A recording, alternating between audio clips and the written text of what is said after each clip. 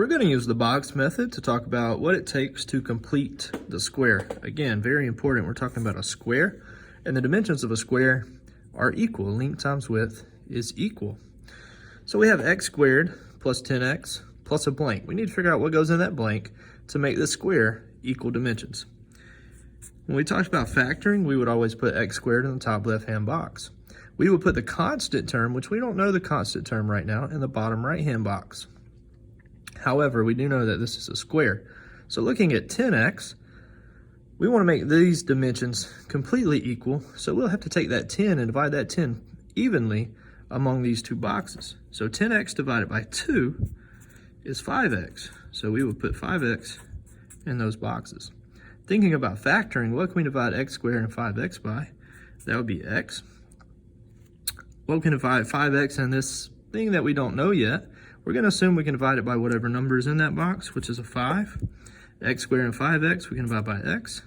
5x and whatever's in this box, we're going to assume is also divisible by 5, would be 5. So how do we figure out what goes in that box? 5 times 5 is 25. So 25 goes in this blank. We can rewrite this as x plus 5 times x plus 5, which is x plus 5 squared. And that's how we would like to write it. Looking at the next example, it does not matter if we have a negative value. We're still going to put x squared in the top left-hand box. Negative 6x divided evenly into these two boxes. Think about dividing that by 2 would be negative 3x. On the outside of our box, we would have an x and a negative 3, an x and a negative 3. What goes in this box? Well, negative 3 times negative 3 is 9. So 9 goes in this blank. And then we could rewrite this as x minus 3 times x minus 3, which is equal to x minus 3 squared. What about if it's an odd number, x squared plus 5x? Well, we will still divide that by 2. We'd still put x squared here, and now we would just use the fraction, 5 over 2x and 5 over 2x. We would assume that whatever goes in this box is also divisible by 5 over 2. Now, to figure out what goes in that box, we will take 5 over 2 and multiply by 5 over 2, which is 25 over 4. We could rewrite this as x plus 5 over 2 squared. What if there's a number in front? If there's a number in front, the first thing we want to do, just like we did when factoring, is get rid of that number. We want to take that number out like a GCF.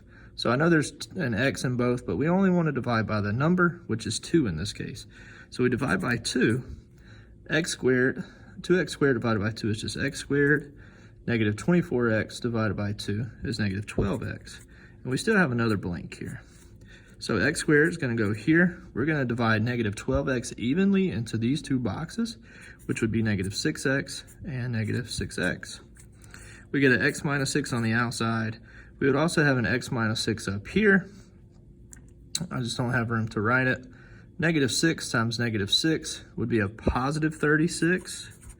So what do we end up with? We end up with the 2 on the outside, and x minus 6 squared would be our simplified version. However, we need to figure out what goes in this line right here would be what's in this box. So 36 would go in this blank. However, this blank right here would be 2 times 36. And 2 times 36 is 72. So 72 would go in that blank right there. And that's how we complete the square. We're going to use that at a later day to solve a quadratic equation by completing the square.